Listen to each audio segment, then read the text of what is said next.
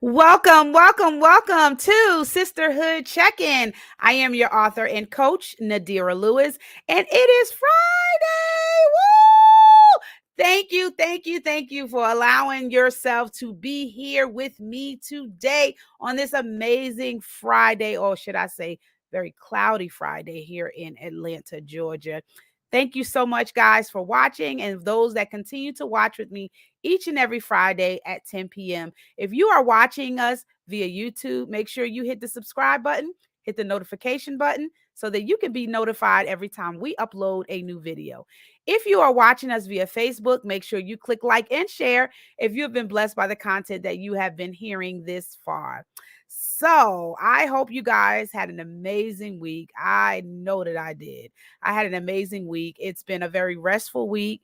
I've been recovering from an injury on the skating ring because I don't know if you guys have been watching, but I have been enjoying myself out here on these skating streets and enjoying myself. So I'm in a little bit of a recovery today. So I am taking some time to recoup and relax. So this week has been simply amazing. So I'm excited. I can't wait to talk about my guest that I have tonight, Deborah Jeter.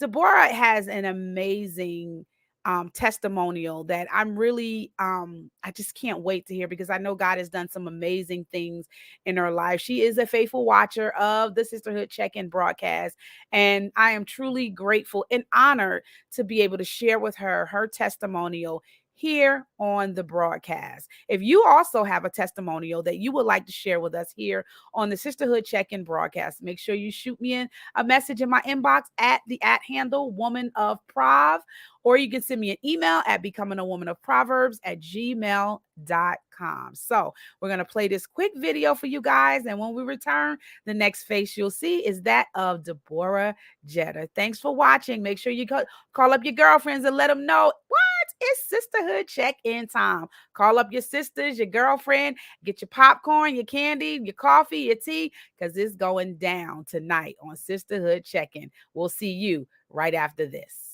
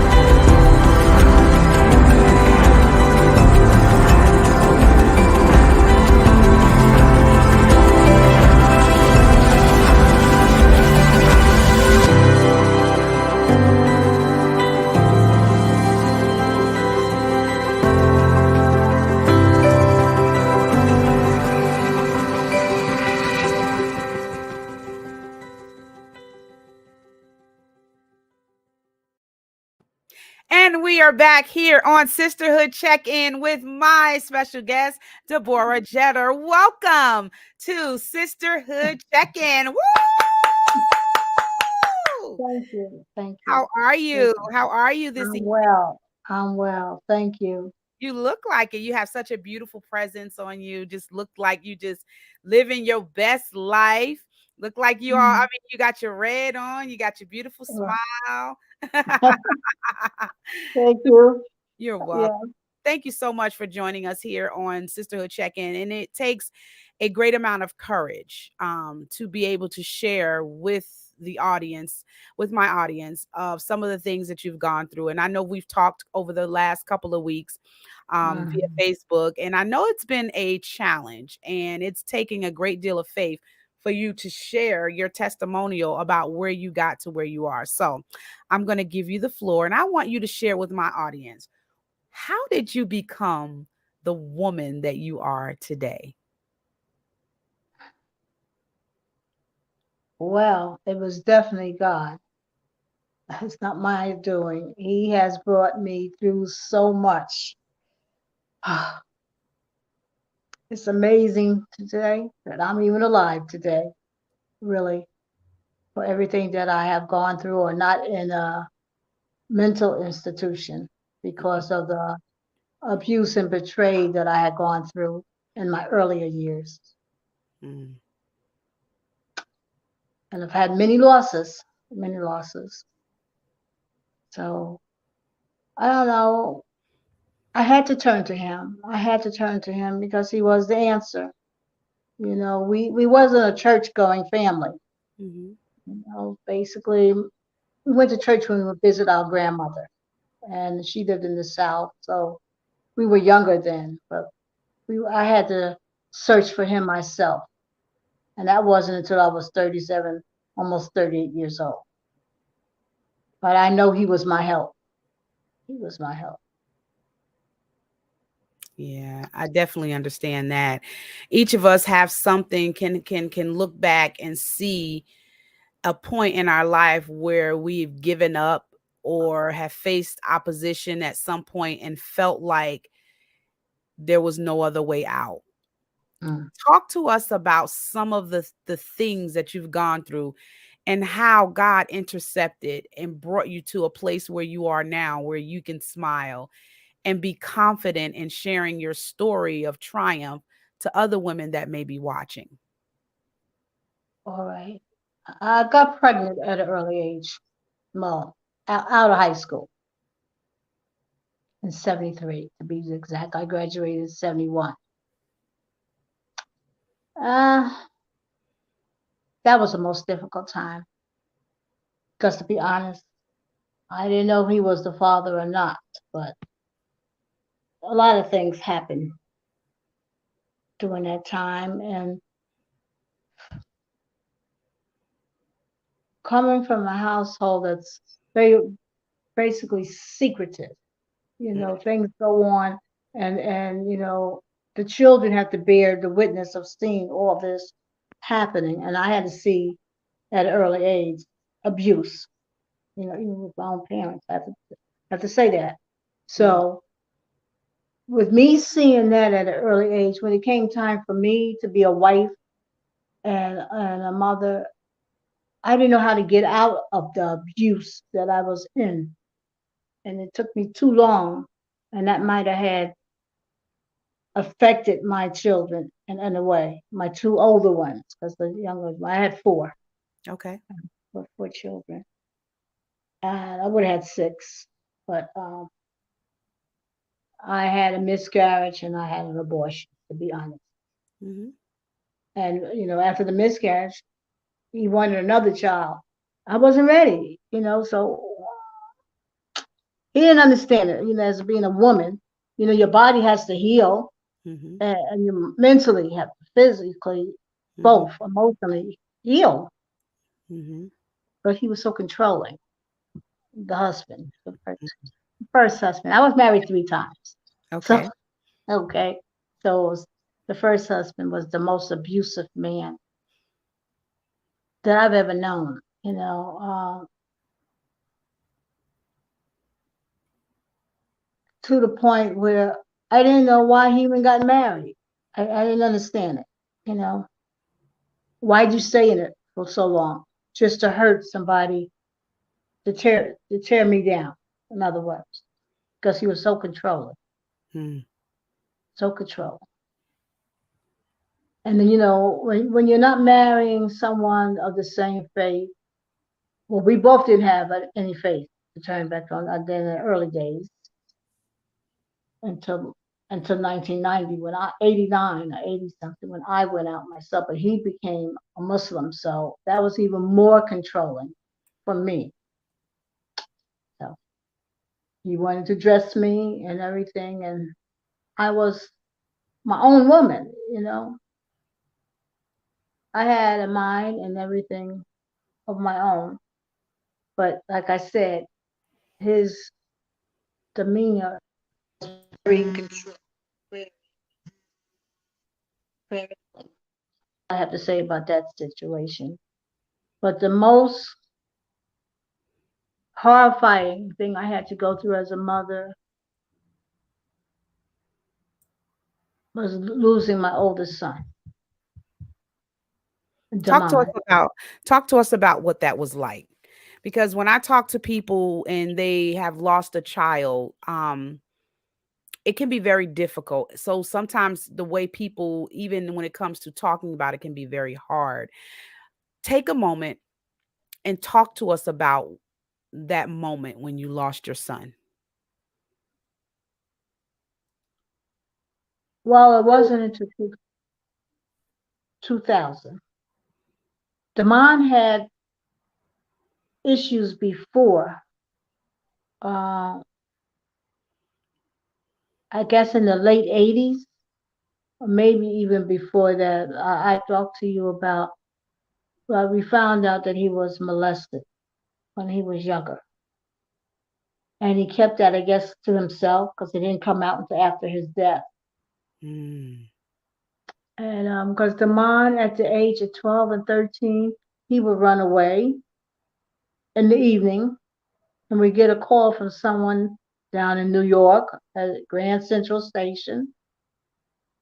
How he got there, we don't even know, you know. And then he tried to take codeine medicine at the age of 13, almost a fatal a dose. And the doctor said he just missed leaving here. But we still couldn't find out why this was happening to him. He kept on, Damon, he was more into entertainment. He like I said, he had a voice. He had a voice. He was gifted in many ways. Intelligent young man. He went to Pepperdine University when he was 16 on a bus to go to that college because he always wanted to be in California and Malibu. Uh, Damon tried that I know of in '98. That's when he tried the first time to jump off the Brooklyn Bridge. But he ended up on the side of the water. It was during Thanksgiving, and I kept on saying, "Where is Damon?" Damon loves Thanksgiving. Damon loves holidays. He loved holidays. And nobody can reach him. Nobody. But my sister had a secret. She knew where he was. And I was very upset with her, to be honest, because I didn't think that it was right to keep that from me as I was his mama. And he was in Belleville Hospital in the psychiatric ward. hmm And he was angry because I was there. So he didn't speak to me for a while. I guess he was ashamed. Ashamed. But he promised that he wouldn't do it again. Damon was an actor too. He performed, so he was an actor. So I believed him. I believed him, and I thought everything was all right. I don't want to talk about the second husband, but the third husband. We got married in 2000 March. Damon gave me away. It was a beautiful wedding, beautiful wedding. All the children was involved, and the grandchildren, and people from the church. And I thought he was all right. That was March when I saw him last, and I didn't see him for 6 months. Didn't talk to him.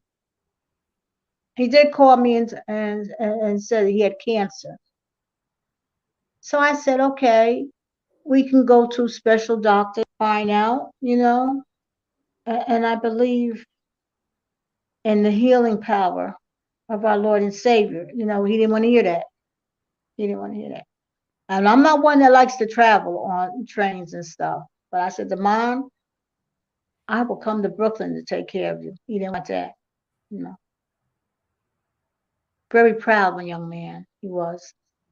But on September the 6th, that's when he did it. I don't know. My sister came and gave me the terrible news that Damon had jumped off the Brooklyn Bridge for the second time, but this time he did not make it.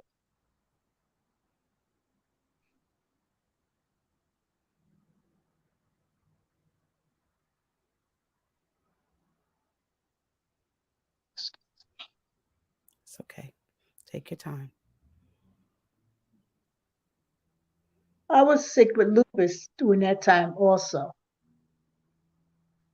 And I had this, well, I knew it was in my, I knew something wasn't right, but I just couldn't get out the bed.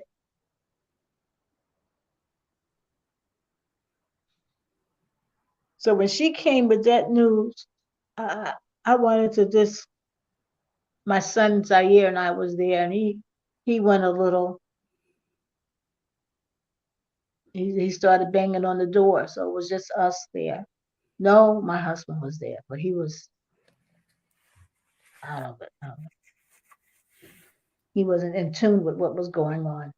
But that was, I thought it was dreaming, you know, that happened. Because then it started flashing it on the television. Young man jumps off the bridge, and I'm like, oh, and they showing it, and I'm like, and then they had it in the New York Times, the Daily News. Young man determined to die. So his body was all broken up. So I never got to see him again.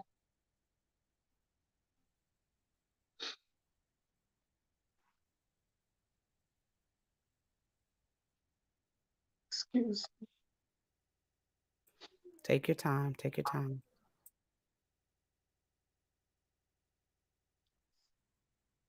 The funeral had to be a closed casket. His father was there and their family and everything. Damon had everything planned out. He dropped all his belongings that he wanted at his grandmother's house. He wanted his uncle to take care of the details of his funeral. And that's when we found the cassette, which was made into a DC. The song that you heard was in his belongings. Damon gave his life to Christ when he was 16 years old. So, but he loved the Lord. He loved the Lord, and he asked the Lord for forgiveness. That was the worst time in my life because he had so much to give, and it's a shame when someone has all those gifts and talents that the Lord blessed them with, and they're being destroyed by somebody else to the fact that he didn't understand what was happening to him. Mm. He just couldn't take it anymore. He tried 9 times, man, 9 times before he succeeded. He tried 9 times to jump off the bridge. No, 9 times just to kill himself, just to try to Wow. kill. Only twice. Yeah, twice he jumped off the bridge, but other times when he was in California and when he lived in Brooklyn, I guess, he was silent prayer. He was just silent in pain. I'll say that. And he couldn't tell nobody, but he wrote it all out in his suicidal letters. Mm. Mommy, he said, Mommy, maybe you were the one to help me, but I didn't know how to come to you. That's only one part I remember. So that's the story about the hardest and the most difficult time in my life as a woman that I had to go through. Knowing that your son committed suicide because of a memory of an event that happened Mhm. many years ago, how did it make was the family member addressed in any way, or is the family Mhm. member still It unknown? was, it was it wasn't a family member. Okay. It was little boys he was at someone's house that he supposed to be a friend of mine that was watching him. Mhm. But he said he told his grandmother. He know he didn't tell me because, excuse me, during that time, I wasn't a Christian woman. So if I knew about it, somebody was going to go down. I have to be honest. Mm-hmm. I would either have to report it or, because something, I was, because the mind had to be no more than three or four. Three. But Mm-hmm. before he was speaking. So he had to be about three. So was this continual? Was it like So a one time I know that I just left him at that house. Just one time that I got left him you? at his house. Got you. So that one time gave an opportunity for Mm, whoever that first person was to molest him, and it changed his life forever. yeah, And nobody knew about it. So being nobody knew. wow, I can just Mhm, only imagine as a mother feeling helpless and not knowing how to deal with the mhm, reality of what happened and not being able to do something about it. I remember I had an incident that happened to me when I was about 14, and it just happened to be at the wrong time that my mother was punishing me because I didn't mm, know how to tell her. But when I told her about it, I told her at a time I was mad at her, and mhm. she didn't believe me, and she actually put me on punishment for this for what Oh, happened. Because I did it, I think it was just at the timing that I did it, and it wasn't until 2 years ago I had a conversation with her and I said, "You remember, when such and such?" And I remind her and she goes, "No, I don't remember that." And I'm like, "Yeah, like this really happened." And she says, "No." And she was furious about it. And she said, "No, he would have never done that." And I'm like, "Yeah, mom, he actually did. No, he would have never done that." And da da da da. So she verified it with mm, another family member. She was just in conversation with them. And when she found out, they said, "Yeah, that really did happen." And she said, "Oh my God." And she called me back on the phone and she was like, "I am so sorry. I didn't know." And she was like, "I didn't know." And it kind of that those events that, well, I'll say the two events that I've had with two different people, mm, it literally caused me to, when I had my children, it caused me to mhm, be very protective over them. I didn't allow them to spend a night out or at anybody's house. I remember I had a neighbor that was like, "Oh, she was kind of like griping at me for not letting my daughter spend a night at her house, not understanding that I did not want to hear 20 something years later that mhm, my daughter lived through an incident that I could not be there to rescue her through. And so I grew up very protective over them, over where they went, whose house they were over. I didn't let them go over because that fear of, I knew what happened to me, and it was always somebody close. And so right, and it really taught me a lesson to sometimes as parents, we do our best. We're working, we're taking care of we're taking care of the household, we're taking care of the kids. There's some things, unless the Lord reveals it, we just don't know, you no, know. And it's a difficult, I can't even imagine the pain that is there, knowing that you couldn't be there to protect him from it mhm, and not knowing. I have my sister-in-law had a similar event where my mother-in-law dropped her off, but this went over a couple of years span. And she was mhm, on a broadcast some years about last year. She's on a broadcast and she had the same thing happen to her, was at a godparent's house and was being raped, mhm, was having some sexual activity happening at a very young age that she did not know about. And it was really crazy because her mother didn't find out until she was actually cleaning up her room and saw her diary. And she was recording all of what she had experienced in her diary. And that's how they were able to find out what was going on, because she had never said anything from the age of 9 to 16. She didn't say ooh, anything. So I can't it's crazy because after that happened to me, I was 14 when that mhm, happened to me. I knew then when I had my kids, that was the first thing I remembered. I didn't want my kids to have to go through, whether it's with anybody that I've dated, anybody that I've married. I was determined that I was going to protect them from as mhm, much as I could.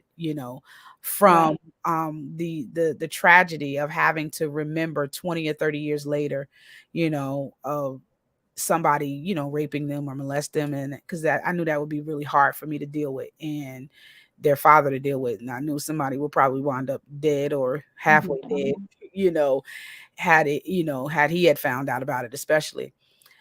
How has this, knowing this information, first of all, my sincere condolences to you. How long ago was this? When you said September 6th, what year did this happen? How long ago was 2000. 2000. 22 years. So 22 years ago, he's been gone. And I can still tell that it's still very, very, it feels very recent, even though it's been 22 years. I can only imagine how your heart is feeling. And I offer my sincere condolences to you. And I know that's got to be really difficult. How has this incident changed your life? How has it affected, if at all, your relationship with God? And we're going to come back. We're going to take a quick break. And I want you to come back and I want you to answer that and help somebody that may be watching that may have lost a child, whether it's recently or within 5 years or so. I want you to help them, because my thing is, it's easy to talk about the after effects. The beginning stages can be, here or there, but the process is where people get stuck at.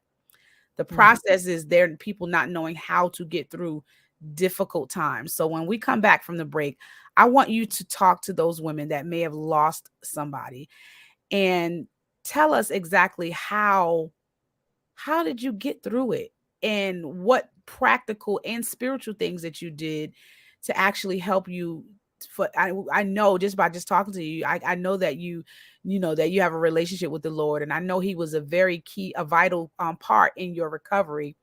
But when we come back, I want you to talk to us about that and let us know, and talk to those women so that they can gain strength and wisdom from your experience. And we'll be back with our special guest, Deborah Jeter, after this.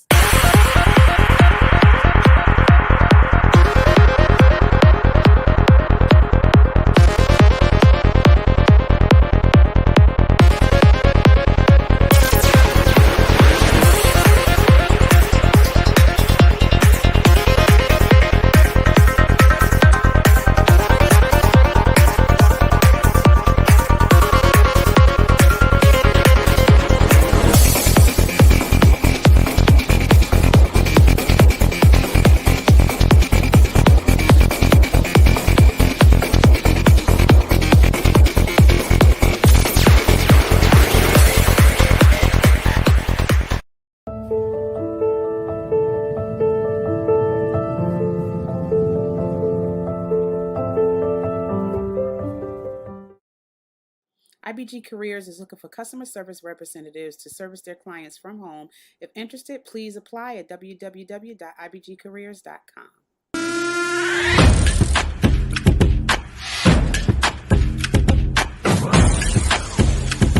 Let's work. Yo, it's go time, showtime, never backing down time. One shot, yo, make it count, yo. Crunch time, shine time, make this moment my time. Get a grip, yo, ready, set, go. We bring the thunder! Bring the thunder! Let's work! Bring the thunder! Let's go! Bring the thunder! Let's work! Bring the thunder! Let's go! Yeah, it's my time, yo time, step into the spotlight. Get lit, yo, let yourself go. Stop. I want it, I got it. I want it, I got it. I want it, I got it.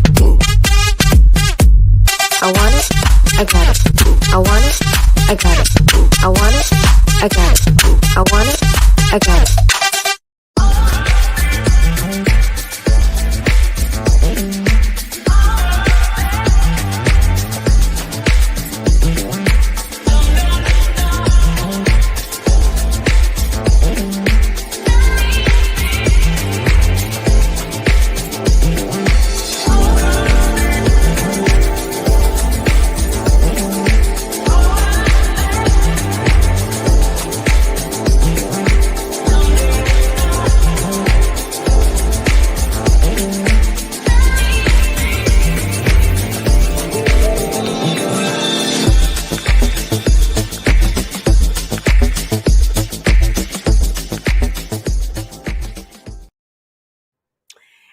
we are back with my special guest, Deborah Jeter. If you are just now watching us, make sure you go back and watch the replay where Deborah gets to where she actually shares her testimonial of her surviving and dealing with the loss of her son from jumping off of the bridge in New York. So, Deborah, before the commercial break, I was asking you to talk to us about how you got through it. Share with us some of the things that you did to get through that difficult time and what you continue to do to get through it, because it's been 22 years and yet you still feel, I can tell that you still deal with the horror of losing your son to such a tragic death.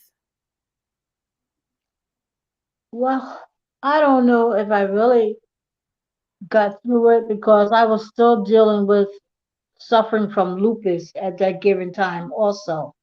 So, how would I say it? I was trying to, I didn't think of it too much. I just had my moments. Mm-hmm. But like I said, I was basically during that time doing a lot of healing, praying for healing for myself because I knew he was a healer. And and he was definitely because I did get restored from the lupus. I have been lupus free for 9 years. 2013, there was no lupus found in my blood. Awesome. So that was January the 10th, 2013. My doctor was like, "There's no lupus in your blood." And I Mm. said, "I know." I Wow. feel kind of target. I said, "I know." So at that time, I wasn't so consumed with it. There's moments that might think about Damon if I play his song or, something his other brothers or sister would do to remind me of basically the holidays, basically. Damon loved Christmas Mm. and he loved Thanksgiving. That's why it was so difficult for me to find out why he wasn't there that Thanksgiving, Mhm. when knowing that the fact he loved his grandmother's cooking and his auntie's cooking.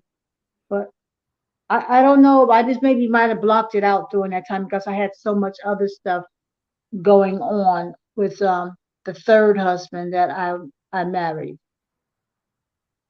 I don't know if I should talk about him, but he he consumed a lot of my energy because, like I said to you, that I had two husbands that were drug addicts, severe, extreme drug addicts. And the first one, I don't even understand why I married those men. I have to laugh sometimes to myself. Deborah, what's wrong with you? But when you're looking for love in all the wrong places, that's Mm. what happens. You find the wrong men. Mm. They might have some attributes that might be Christ-like, but they're not fully there. Now, Mm. Craig, the last husband, he was in the church for 53 years, but that didn't mean anything. Mm. Craig hid his drug addiction. Mm. But my son, Zaire, he picked up on it. He said, "Mommy, Craig's doing drugs." And I'm just like, me, you got to show me with, I got to see right up here. Mhm. But I should have known because he was spending, there was no money coming in. He had a very good job, he had a very good job, but the money was in the crack and the money was in the cocaine. And this was scared me. We're in church and he passed out. So you know what I thought? I Mm. said, I thought he was dead. Mm. I did. I thought he died. I was like, what is going on? That's the symptoms that we finally found out that he had HIV. Mm. Two husbands with HIV. This is how good the Lord is. I was never infected. Mm. Two miracles, three miracles, three miracles. God had me covered. Did he have me covered? Isn't that a beautiful thing that when you think about your life and you think about all the things that could have happened to you, and yet the Lord protects you. He covers you. He sends his angels to around about you to cover you and protect you. it sounds like the way you've dealt with it has been more so through distraction and just continuing Hmm. to just keep going. How do you today, even with everything that has passed, have you found an opportunity to deal with the pain and the grief of losing your son even now? Yes, certainly. But one con- what is it? Comforting experience I had. The Holy Spirit Himself told me what happened and who it was. He gave me the last name of the little boys, which I knew who they were. This is clear. So it didn't make no difference at that time because it's been so long, and they're probably in their 40s and 50s right now. They're 60s, if not older, because they was only 8 years, 6 years older than Damon. Mhm. So Wow. that's what I just had another encounter with the Holy Spirit. Wow. It's funny that you say that because when we enter into a relationship with God, he is our ever-present help, right? Hmm. And I know when I went through the grief that I went through with losing my late husband, um Hmm. I really had to depend on the Lord to really heal me in a lot of areas. And for me, I had to go through, there's 5 stages of grief. And I had to Yeah. go through those different stages of grief through different timelines. And it really took God to really come in and really heal me in the secret places because it was Hmm. even though I could have, I've had people around me that were comforting me.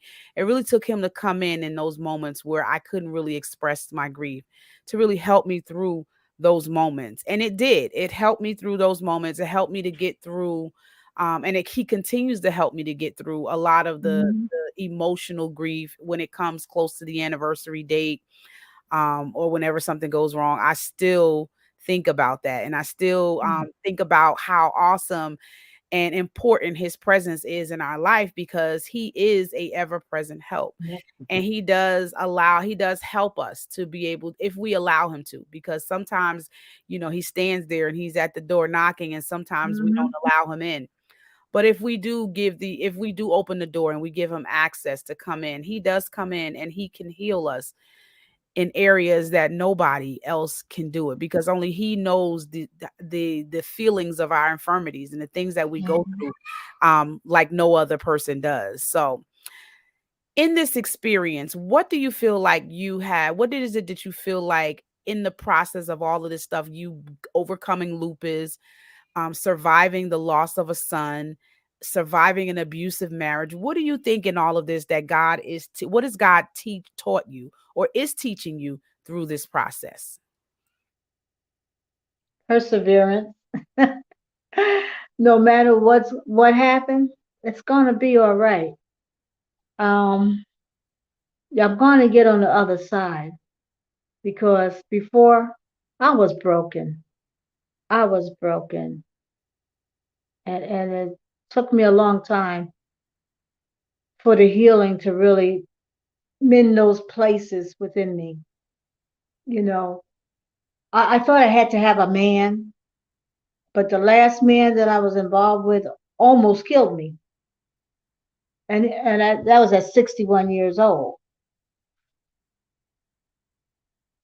And the thing about it, the Lord was speaking to me all that time, and I just didn't hear him. I was coming from church. This is another story.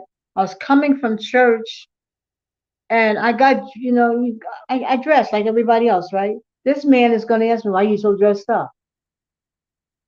And I felt it when I was coming from church, this darkness over me, but I didn't pay any attention. He knocked on my door, and me being as kind as him, let him in. But his demeanor was so, I don't know, argumentative, and I should have known something was going to happen. But before I knew it, that man pushed me, and he pushed me so hard. I guess he pushed me about 4 or 5 feet from the door to my couch. And I sat there and he ran. And I said, Deborah, you're 61 years old. You said you're not going to have another man beat on you.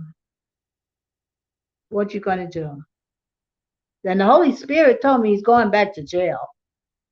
He's numerous back and forth in jail, this young man. This was on Memorial Day weekend. So I made a decision that Monday to call the police and have him arrested. But he was already in jail for something.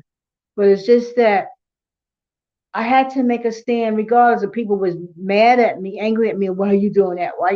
You don't understand.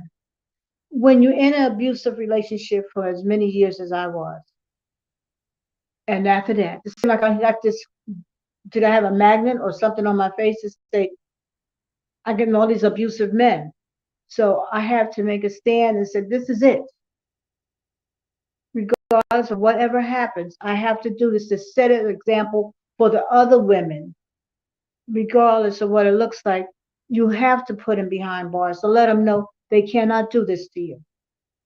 Now, I never did that with my husband the first time because during that time in his 70s, they mostly walked him around the corner. And I'm like, okay, that's not good. Somebody's going to get hurt one day. But, as time went on, the laws got a little better because I had to take a course. I wanted to become an advocate for domestic violence. And during that time in the late 70s, they weren't bringing the charges on the men at that time. They would walk the men around the corner, and it wasn't safe for a woman to just get out of it. Everybody said, "Oh, so you couldn't do it. I wouldn't be you." But you're not me. You never know the circumstance and the situation. You just can't go because at the same time you're going out the door, you still can get killed. So that's why I didn't, and then the thing about it, if I didn't see my mother get out, how am I going to get out? Where's my example? So as I say now, looking back over my life, I wish I would have did things different, but that's coulda, woulda, shoulda. But to tell a woman today, you have to plan to get out. You have to put money aside. You make these, take steps for yourself and your children, but you have to do it carefully. But you can get out. You don't have to stay in an abusive, battering situation as long as I did. That's for sure. But like I said, I'm 69 almost to be in October. And God has brought me God has brought me a very long way. So I'm still standing. That's amazing. And there's more help nowadays. There is more help. In the 70s, there may have not it may have not been something that was, that people like to talk about, but now there's more help. There's more ways to be able to it's been more exposed, so there's ways that you can get out of it, where before you may have not been able to get out of it, but today, in today's time, you can. But the most important thing is learning how to avoid the circumstance overall, because the thing about it is you don't know. You don't know if you're going to even make it through. You don't know. So you have to learn the signs in the beginning, so that and learn the importance of self-love and knowing the importance and the value that God placed on you, so that you're not allowing yourself to depend on somebody else telling you how awesome you are.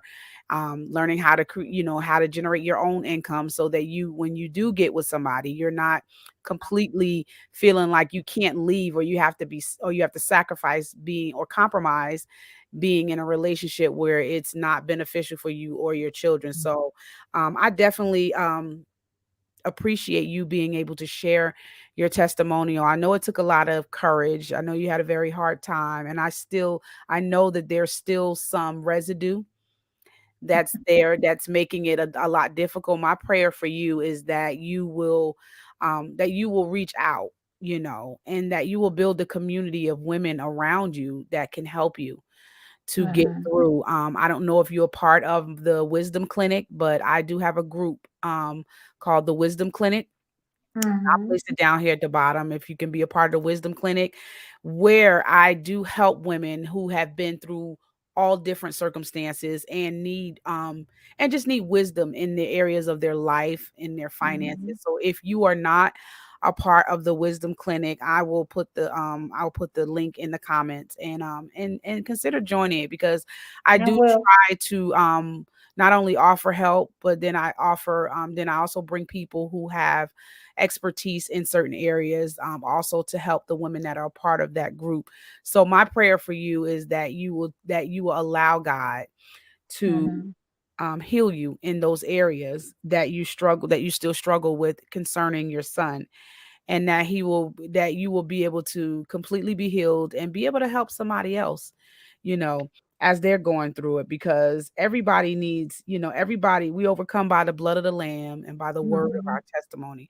So I believe the more you take the time out to get your healing and allow God Mhm. to heal you in your wounds, then you can be readily available to help somebody else in their wounds. And it took a great amount of courage. And I thank you for taking the time to share with the women on my platform, because we don't know who's watching. If you've Mhm. lost someone, if you've lost a loved one, if you've lost a child specifically, you have to be able to allow yourself, you have to open up yourself so that you can receive the help that you need, so that you can recover. There are people that genuinely care, and that God genuinely put around you, that can help you through your time of grief. And I want you to make sure that you take advantage of that. And I'm going to go ahead and enter, while I'm asking you to play, I'm going to actually play another commercial. And when we come back, I want you to give your final words of encouragement based on where you are now, on how you can help other women that have lost a child, how to get through the process of losing a child and still being able to move on. And I'll go ahead and have the link up for those of you that are not a part of the Woman of Proverbs Wisdom Clinic when we return. So we'll be back with our special guest, Deborah Jeter. We'll see you in a few moments.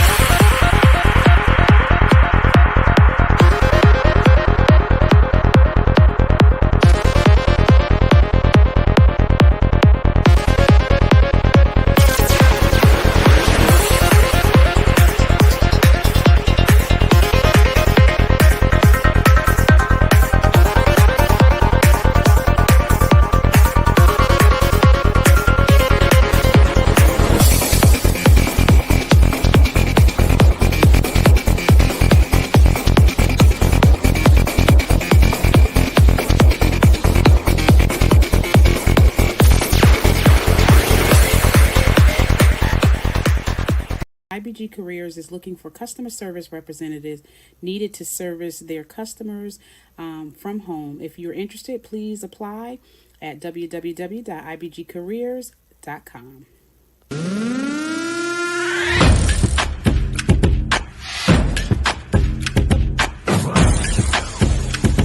Let's work. I lay me down to sleep. I pray the Lord that I wake again. I wake again. I wake again. I pray the Lord that I.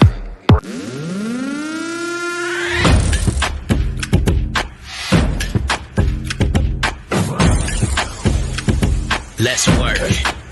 Yo, it's go time, showtime, never backing down time. One shot, yo, make it count, yo. Crunch time, shine time, make this moment my. I want you to remember that God's created everything you see. He breathed it into existence. You remember when his people were caught up in slavery? He rescued them. What he did was he parted the sea and he made a way for them. And then he delivered their enemies to them, and he unlocks wombs, and he provides water from a rock, and he provides manna from heaven, and he brought down the walls of Jericho. He froze the sun, allowing victory. He's toppled giants with tiny stones. He's brought fire from heaven. He's shut the mouths of lions. He preserved life in the belly of a well. He's fed thousands with a few loaves. He gives the weak strength. He heals the sick. He's made the blind see, the deaf hear, the mute speak, the lame walk, and he's overcome evil, and he's made a way through death for you and me by the death and the resurrection of his son, Jesus Christ, that we will live with him forever. We will dwell in the house of the Lord forever and ever and ever and ever. What are we afraid of? His resume is flawless. He controls everything. And he loves you.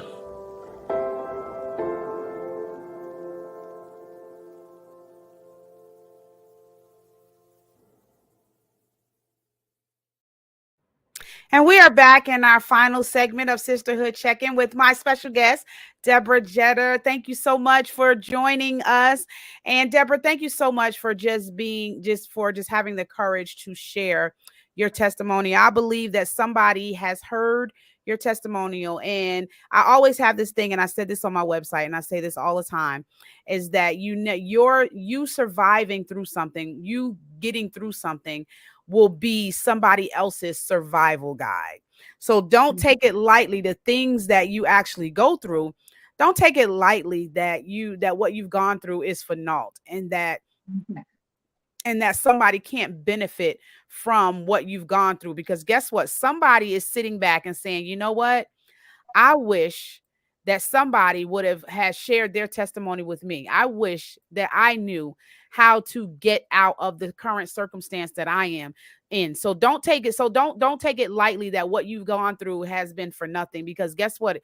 I one of the things I've always learned is that there's a lesson in everything, right? Mm-hmm. And in those lessons, there's wisdom that comes from that. And it's the wisdom that we want to extract from the lessons that we learn, whether it's through relationships, through loss, through grief, through failure, through success. There is wisdom that comes from these lessons. And I want you to grasp and take hold of those key nuggets, so that you can, because it is that we get, it's the wisdom nuggets that we have that we're able to share with other people to help them get through some of what they went through. So here is it is my site, the Nadira Lewis website, and I'm going to share with you where you can join. If you are not a part of the Wisdom Clinic, you can join. You can go to nadiralewis.com and join the Women of Proverbs Wisdom Clinic, and I will be more than likely to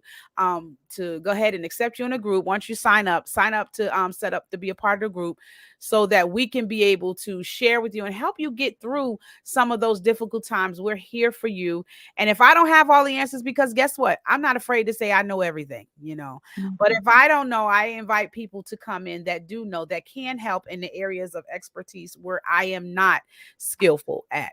So make sure you go to nadiralewis.com and sign up for the Wisdom Clinic, so that you can be a part of our day-to-day wisdom as we give out day-to-day, sometimes week to week. Sometimes we do it in the form of in writing memes. Sometimes we do it in videos.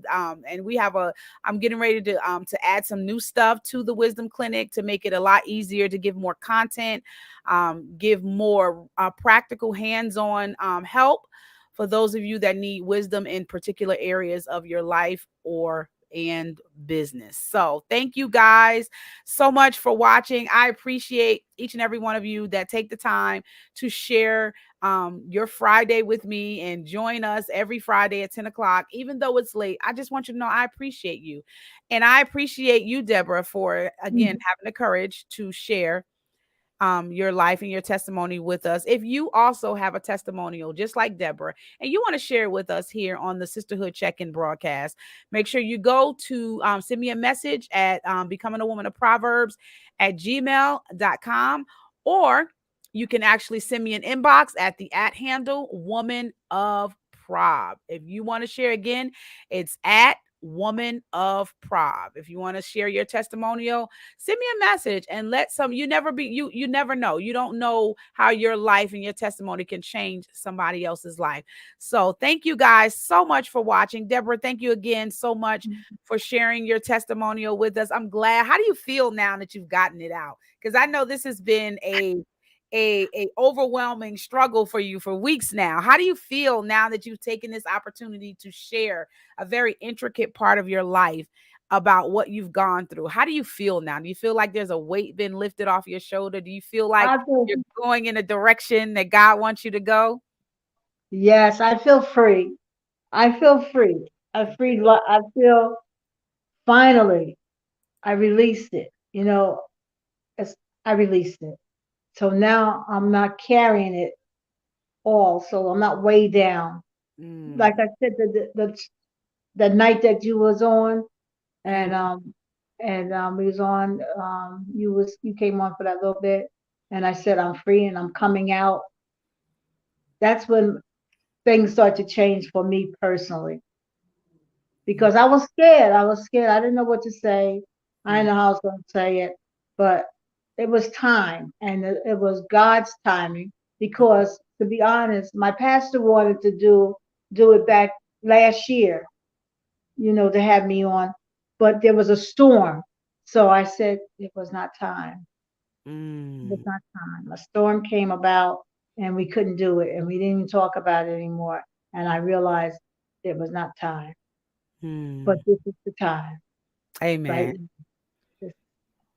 That's awesome. Well, I'm glad that you had the courage to share your story. This just lets you know that you don't have to be in there's no particular perfect way to tell your story. The best way to do it. And then, like you said, there is a release for you too, because when you share all the things that you've gone through and how like I said, those are the things that happen in the process that people need to know. How are you getting through it? How is she overcoming it? So when you have the strength to share and say, this is what I'm dealing with, this is what I'm going through, and this is how I'm dealing with it, and I'm still dealing with it day by day, you help somebody else in the littlest thing, in the littlest moments. You don't have to be perfect. You just have to be in the process, and you have to just be willing and submitted to the healing process.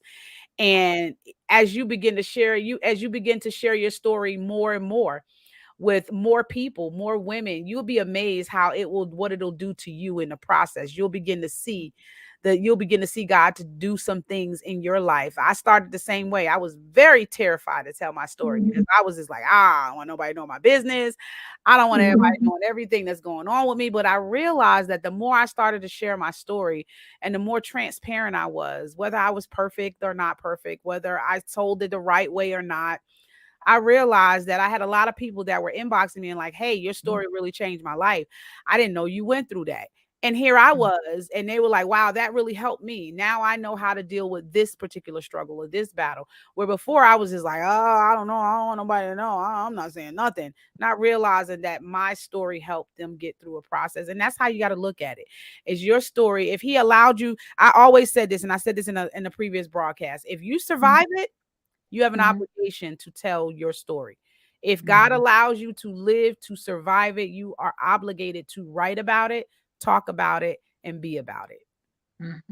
So thank you guys so much for watching.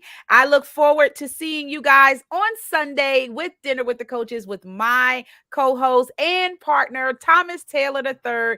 We'll see you on Sunday. Have a great, an amazing weekend. Thanks for watching, guys. Good night. IBG Careers is looking for customer service representatives to service their clients from home. If interested, please apply at www.ibgcareers.com.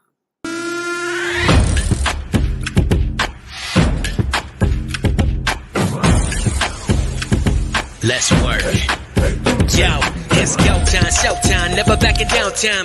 One shot, yo, make it count, yo. Crunch time, shine time, make this moment my time. Get a grip, yo, ready, set, go. We bring the thunder. Bring the thunder. Let's work. Bring the thunder. Let's go. Bring the thunder. Let's work. Bring the thunder. Let's go. Yeah, it's my time, your time. Step into the spotlight. Get lit.